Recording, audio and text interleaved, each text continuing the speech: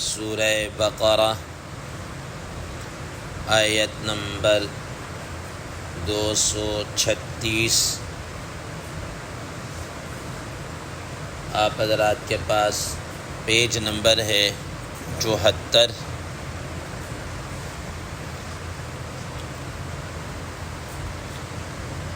اعوذ باللہ من الشیطان الرجیم، بسم اللہ الرحمن الرحیم۔ لا جناح علیکم ان طلقتم النساء ما لم تمسوهن او تفرضوا لهن فریضة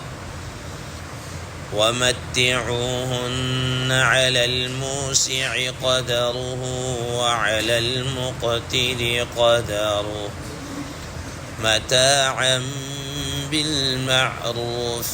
حقا على المحسنين۔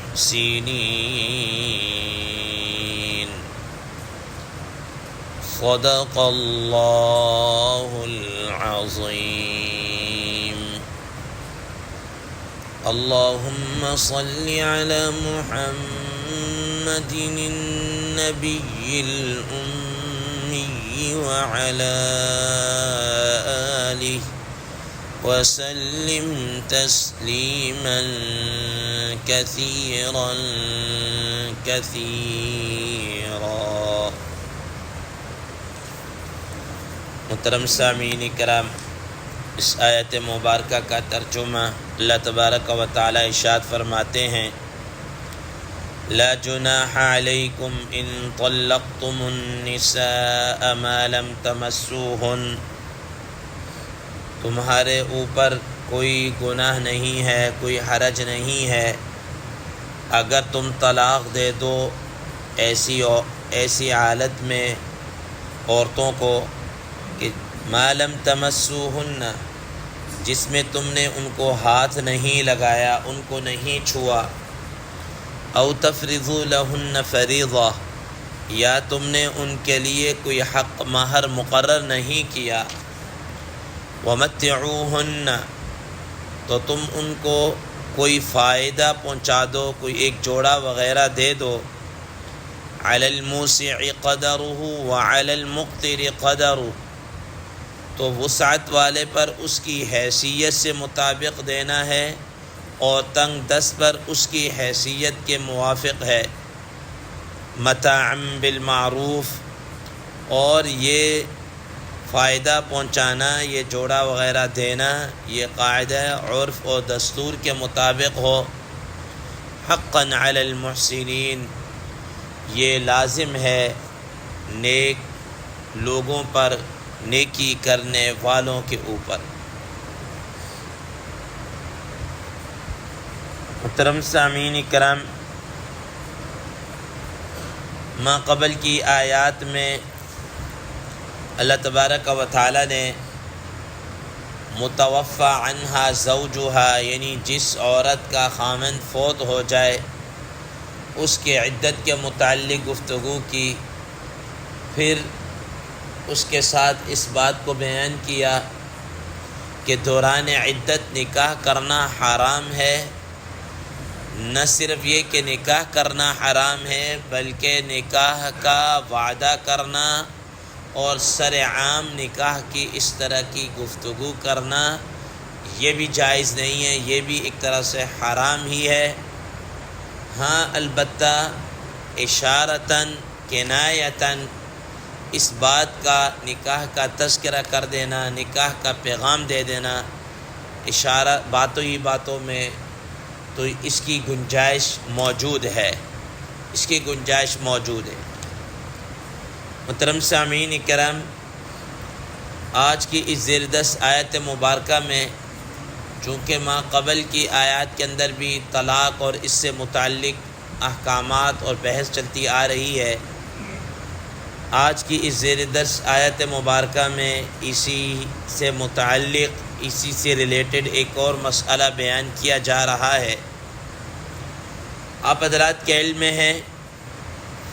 کہ جب آدمی نکاح کرتا ہے تو نکاح کے واجبات میں سے سب سے بڑا اور اہم واجب جو ہے وہ ہے حق مہر ہے۔ نکاح کے اندر اگر کسی آدمی نے حق مہر کو مقرر نہیں کیا یا مقرر کرنا یاد نہیں رہا یا یہ بات کہی کہ ہم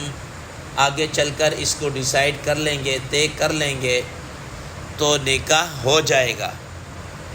جائے گا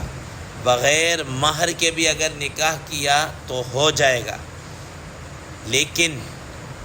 اس کا یہ مطلب نہیں ہے کہ مہر کا تذکرہ نہیں ہوا تو نکاح ہو گیا، اب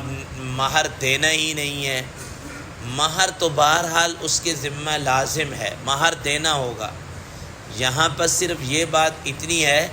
کہ اگر مہر کا تقرر نہیں ہوا تو نکاح پر کوئی فرق نہیں پڑے گا، نکاح ہو جائے گا، لیکن مہر بہرحال دینا ہی دینا ہے، ٹھیک ہے، دینا ہی ہوگا۔ قرآن مجید میں اللہ تبارک و تعالیٰ نے دیگر مقامات پر یہ بات اشارہ فرمائی ہے، قد علمنا ما فرضنا علیہم فی ازواجہم وما ملکت ایمانہم، کہ ہم نے ان عورتوں کے متعلق جو چیزیں وہ ہم نے آپ کے اوپر فرض کر رکھا ہے وہ ہمیں معلوم ہے، اور اس فرائض کے اندر جو عورتوں کے حقوق ہیں ان میں سب سے پہلے مہر ہے، اور اس کے بعد جملہ اس کے اخراجات ہیں، اس کا نان نفقہ ہے، رہائش ہے وغیرہ ذالک، یہ اس کے حقوق ہیں۔ تو مہر کے علاوہ اگر نکاح ہوا ہے تو نکاح تو ہو جائے گا لیکن مہر دینا ہوگا۔ اب یہ ہے کہ مہر کون سا ہوگا، وہ مہر مثلی ہے، اگر طے نہیں کیا تو مہر مثلی آئے گا۔ مہر مثلی کسی کہتے ہیں کہ اس طرح کے خاندان کے اندر جو عورتیں ہیں ان کا جو مہر مقرر کیا جاتا ہے اسی کے راؤنڈ اباؤٹ اس کا مہر مقرر کیا جائے گا۔ اب یہاں پر جو مسئلہ بیان کر رہے ہیں، فرمائے لا جناح علیکم ان طلقتم النساء ما لم تمسوهن او تفرضوا لهن فریضہ، کہ عورتوں کے ساتھ نکاح ہوا، نکاح ہونے کے بعد مہر مقرر نہیں ہوا، مہر مقرر نہیں ہوا، اب طلاق کی نوبت آ گئی، لیکن خاوند نے ابھی تک بیوی کے ساتھ کوئی صحبت نہیں کی، اس کے ساتھ کوئی ملاپ وغیرہ نہیں ہوا، اس کو چھوا تک نہیں ہے، گویا کہ رخصتی سے پہلے ہی طلاق کی نوبت آ گئی ہے، تو اب کیا ہوگا، مہر دیں گے یا نہیں دیں گے؟ تو حضرات مفسرین کرام رحم اللہ یہ فرماتے ہیں کہ اگر اس صورت کے اندر مہر مقرر نہیں ہوا تھا اور دیا بھی نہیں ہے ابھی تک، ٹھیک، اور طلاق کی نوبت آ گئی اور ابھی تک خامن نے اس کو ہاتھ تک نہیں لگایا، رخصتی نہیں ہوئی ہے، تو فرمایا کہ ایسی صورت میں طلاق تو ہو جائے گی، مہر خامن کے ذمے لازم نہیں ہے، کیونکہ رخصتی نہیں ہوئی ہے، اس نے کوئی فائدہ نہیں اٹھایا، اس کے ذمے لازم نہیں ہے۔ لیکن اب ظاہر طلاق تو دے رہا ہے، تو طلاق کے اندر اب شریعت نے اس کو یہ بتایا، کہا کہ ایسے ہی طلاق نہ دے دو، بلکہ تمہیں چاہیے وَمَتِّعُوهُنَّ، تم اس کو کچھ نہ کچھ فائدہ ضرور پہنچاؤ، اس کو کوئی نہ کوئی فائدہ ضرور دو۔ اب وہ فائدہ کس حیثیت کے مطابق ہے، اسی کو حضرات محدثین، مفسرین، فقہاء کرام رحم اللہ فرماتے ہیں کہ تم اس کو کوئی نہ کوئی جوڑا وغیرہ ضرور دے دو، کم از کم جوڑا کوئی کپڑوں کا یا کوئی اور ایسا گفٹ، کوئی اور ایسا تحفہ لازمی طور پر دے دو، تاکہ اس کے دل کے اندر کسی قسم کی کوئی خلش وغیرہ باقی نہ رہے، ٹھیک ہے نا۔ اب یہ کہ کوئی فائدہ پہنچانا یا جوڑا دینا یا یہ جو چیز دینا، یہ کس حیثیت کے مطابق ہونا چاہیے، شریعت نے اس کو اوپن چھوڑا ہے اور کہا ہے علی الموسع قدر وعلی المقتر قدر،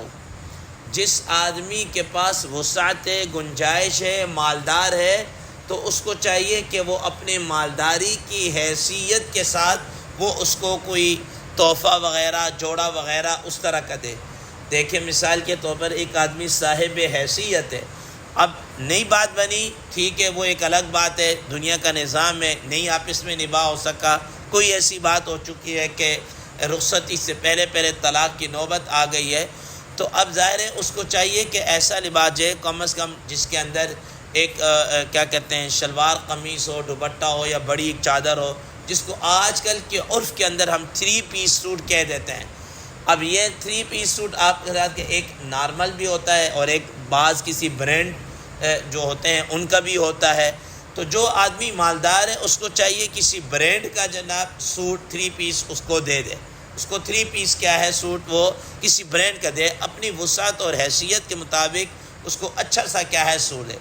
اور اگر کوئی آدمی درمیانے درجے کا ہے تو اس کو چاہیے کہ درمیانے درجے کا دے دے۔ بس اوقات آپ حضرات دیکھتے ہیں مارکیٹ کے اندر جو بڑے بڑے برانڈ ہوتے ہیں ان کی ماسٹر کاپی بھی کیا ہے چل رہی ہوتی ہے کہ اصل تو یہ جناب اعلیٰ وہ اتنے کا ہے، لیکن اس سے چونکہ یہ اس کی کاپی ہے تو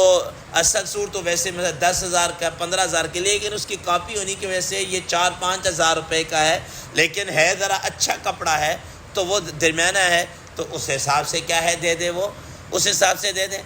اور اگر کوئی آدمی غریب ہے، اس کی اتنی مالی گنجائش نہیں ہے، تو کم از کم جو ایک نارمل کپڑا جو مل رہا ہوتا ہے عام بازار میں، کوئی بسا اوقات نارمل کوئی سیل کے اندر سوٹ مل جاتا ہے کوئی اس طرح کہ یہ جی 1,500 2,000 2,500 روپے کا ایک سوٹ آ جاتا ہے، ٹھیک ہے نا، تو وہ اپنی اس حیثیت کے مطابق وہ 3 پیس سوٹ جناب اعلیٰ اس طرح دے دے۔ تو یہ اس طرح سے تاکہ دل کے اندر کسی قسم کی کوئی خلش یا کوئی اس طرح باقی نہ رہے۔ تو فرمایا علی الموسع قدرہ وعلی المقتر قدرہ، کہ صاحب حیثیت آدمی اپنی حیثیت اور وسعت کے مطابق دے، اور جو آدمی تنگ دست ہے وہ اپنی حیثیت کے مطابق اس کو دے۔ متاعا بالمعروف، یہ دینا دستور کے مطابق ہو، عرف کے مطابق ہو، قاعدے کے مطابق ہو، ٹھیک ہے نا۔ ایسا نہیں ہے کہ اس کے پاس گنجائش ہے اور پھر بھی نہیں دے رہا، ایسا نہیں ہونا چاہیے۔ فرمایا حقا علی المحسنین، اللہ تبارک و تعالیٰ فرما رہے ہیں کہ یہ نیکی کرنے والوں کے ذمے یہ لازم ہے کہ اس طریقے سے اس کو رخصت کرے، اس طریقے سے اس کو رخصت کرے۔ تو بہرحال خلاصۃ الکلام یہ ہے کہ اگر آدمی نے نکاح کیا ہے، حق مہر نہیں مقرر کیا، اگر تو حق مہر مقرر کیا ہے، حق مہر مقرر ہے، تو وہ اس کو اس کا آدھا یا کیا ہے وہ اگلی آیت کے اندر کیا ہے آ رہا ہے، اور اگر اس کو دے چکا ہے تو اس کو نہ لے، اس کا بھی تذکرہ اگلی آیت مبارکہ کے اندر آ رہا ہے۔ لیکن یہ کہ نہیں دیا، مقرر بھی نہیں کیا اور دیا بھی نہیں ہے، تو اب اس کی ذمے وہ اور رخصتی سے پہلے طلاق ہو چکی ہے، تو اب اس کی ذمہ ہی نہیں ہے کہ اس کو لازمی طور پر مہر دے، بلکہ اس کو کوئی احسن طریقے سے کوئی گفٹ، کوئی 3 پیس سوٹ یا کوئی جوڑا یا کوئی اس طرح کی چیز دے کر اس کو رخصت کر دے۔ اللہ تبارک و تعالیٰ سے دعا ہے اللہ تبارک و تعالیٰ ہمیں اس پر عمل کرنے کی توفیق عطا فرمائے۔ وآخر دعوانا ان الحمد للہ رب العالمین۔